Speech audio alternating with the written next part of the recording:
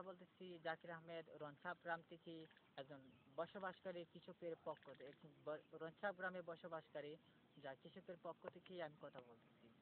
আমাদের এই গ্রামে, রনছাপ গ্রামে অসংখ্য কৃষক বসবাস করেন, যার মধ্য থেকে যার যার প্রমাণস্বরূপ দেখতে পারেন যে আমাদের এই গ্রাম যে জমিগুলো আছে খুব সবুজ দেখা যাচ্ছে, যার একটি প্রমাণ। তো আমাদের এই গ্রামে অসংখ্য কৃষক বসবাস করেন, যারা সবাই কিছু না কিছু দরিদ্র সীমার নিচে বসবাস করে, যাদের পক্ষে কখনো সার বা কীটনাশক ওষুধ ব্যবহার করার মতো ক্ষমতা নেই। এবং এই কৃষকের ক্ষমতা নেই বলেই ওনারা, যারা কৃষক বসবাস করেন তারা অনেক কষ্ট করে কিছু রোজগার করে এখানে এই যে জমিগুলা চাষ করতেছেন, তারা এখানে কিছু সার এবং কীটনাশক এনে দিয়েই যারগুলাকে পরিচর্যা করার চেষ্টা করতেছেন যে ভালো ফলন পাওয়া যায়। এবং ভালো ফলনের আশাতেই তারা ওইখানে এগুলা রোপণ করছেন। রোপণ করার পর অনেকগুলো পরিচর্যা করছেন, কিন্তু দেখা যাচ্ছে যে এখানে যে অনেকগুলা গাছ যেগুলাতে মানে মানে দেখা যাচ্ছে ওগুলার ডগাগুলা মরে মরে গেছে, লাল হয়ে গেছে।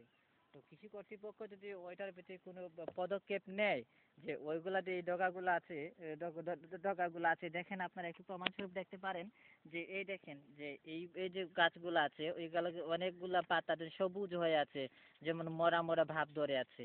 তো ওগুলা যদি আমাদের এই কৃষি কর্মকর্তা কুলাউড়া উপজেলা যারা বসবাস থাকেন, অফিসে থাকেন, তারা যদি সজমে এটা যদি করেন, পরিদর্শন করে ওই জমিগুলোর প্রতি কোনো ব্যবস্থা গ্রহণ করতে পারেন, তাহলে নিশ্চয়ই আমরা এই রনছাপ গ্রামের অসংখ্য কৃষক যারা উপকৃত হবেন।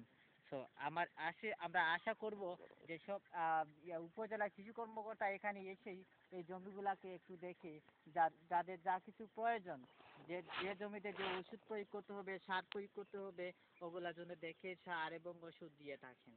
এবং এই যে অনেকগুলা যেমন আগাছার মতো জন্মে আছে, যেগুলো কৃষকদেরকে ফ্রি দিয়ে, যে কৃষকের উন্নতির জন্য ফ্রি দিয়ে ওগুলা যেন করতে পারেন, ওনাদেরকে উন্নতির সম্ভাবনার পথ করতে পারেন। তো আপনাদেরকে অসংখ্য ধন্যবাদ। আমি আপনাদের কাছ থেকে বিদায় নিচ্ছি। জাকির আহমেদ, রনছাপ গ্রামে। ধন্যবাদ সবাইকে। আল্লাহ হাফেজ।